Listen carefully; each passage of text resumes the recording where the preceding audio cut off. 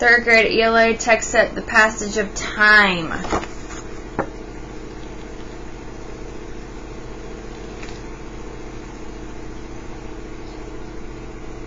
So, some older people get a disease called Alzheimer's that may cause them to act differently and forget things. Some people with Alzheimer's disease can't take care of themselves and go to live in a nursing home where doctors and nurses care for them. Today's book is about a woman who has Alzheimer's disease. The Sunsets of Miss Olivia Wiggins. Okay.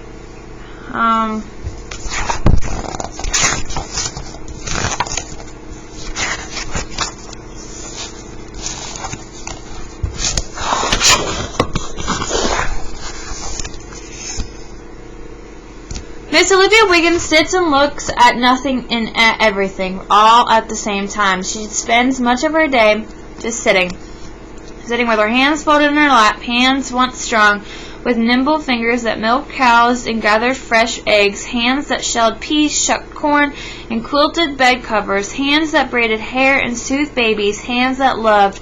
Now those hands are fragile, frozen, folded in her lap.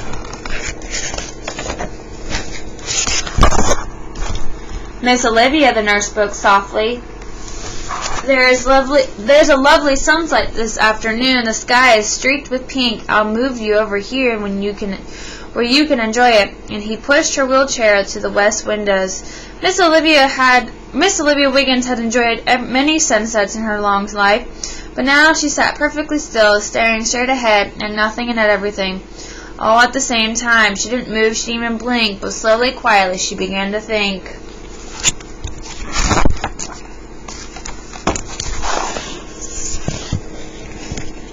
She remembered a late afternoon so very long ago when she was a little girl. She was playing on the yard when her papa came in from the fields. His stout arms swept her up in one smooth motion. Her long braids hung down to tickle his sweet, sweat-streaked face. "Look, Olivia," he said. "The sky is full of pink ribbons for my little angel." So even though Miss Olivia Wiggins isn't speaking or moving, she seems to be remembering. Who and what does she remember? What caused her to remember it?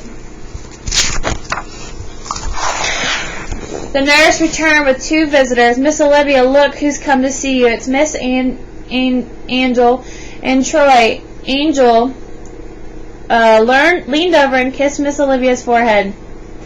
"Hello, Mama," she said, and "It's your girl, Angel." She took Miss Olivia's hand. "Do you know me, Mama?" Miss Olivia was still and quiet. "You see who came with me? It's Troy. You remember your great-grandson, don't you, Mama?" Angel asked. Troy stepped over to her chair. "See what we brought for you, Mama Olivia?" "It's a bunch of lilacs," he said. "Grandma Angel and I brought them from your yard." Miss Olivia Wiggins didn't say anything. She just sat there, staring straight ahead at nothing and at everything. With her hands folded in her lap, she didn't move, she didn't even blink, but slowly, quietly, she began to think. So a lot of time has gone by since the page before, hasn't it? How can you tell?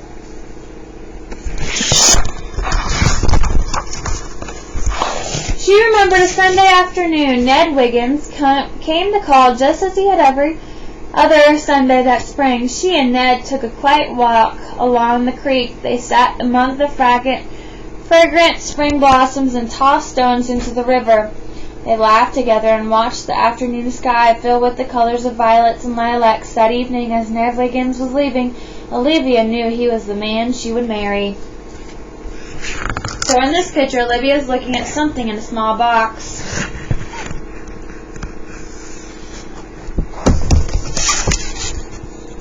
Ned must have just given her this cameo. Right there.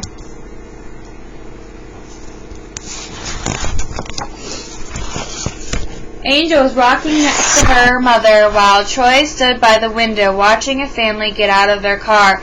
"Look at that tiny baby," Troy exclaimed. "It must have just been born." Angel smiled and looked at Miss Olivia. "Troy, I remember the day you were born," she said. "Your Mama Olivia was there too. You should have seen her. She was so proud when they brought you out to her to hold. You were her first great-grandchild, you know." All the while, Miss Olivia just sat facing the window, her hands still unfolded in her lap. She didn't move. She didn't even blink, but slowly, quietly, she began to think.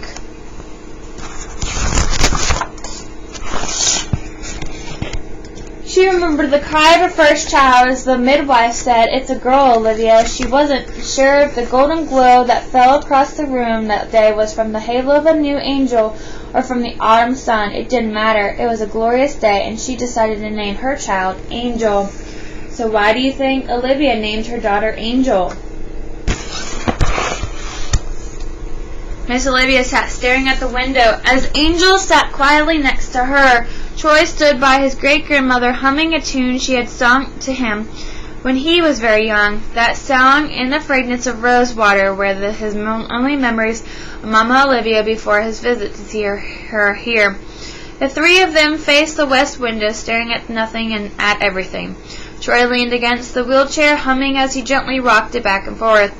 Miss Olivia didn't move. She didn't even blink, but slowly, quietly, she began to think. She remembered singing lullabies to each of her children. She sat at the white wicker rocking chair, cradling a tiny bundle, singing and rocking the precious one to sleep as afternoon folded to dusk. So, has anybody noticed a pattern? What do you think is coming up next? Visiting hours were ending and the sitting room was filled with goodbyes and hugs. Miss Olivia sat staring out the window and Troy rested his head on her shoulder. He talked about her house, the house his father had played in as a child, the house where his grandma Angel lived now. He talked about the front porch swing was his favorite place all the while. Miss Olivia didn't move. She didn't even blink, but slowly, quietly, she began to think. She remembered an afternoon not so long ago. Her house was filled with cousins, nieces, and nephews, her children, grandchildren, and great-grandchildren. It was the last birthday she had at home. After the celebration, each one came by to say happy birthday and gave her a long hug before leaving. All but Angel. She and Angel sat chatting on the porch swing, and she took Angel's hand. The chains on the swing creaked response to crickets and frogs as the sun cast long shadows across the yard. Angel squeezed her hand and said, "Happy birthday, Mama, I love you." Then she saw one of the last rays of the sun catch Angel from behind and wrap her in a golden halo.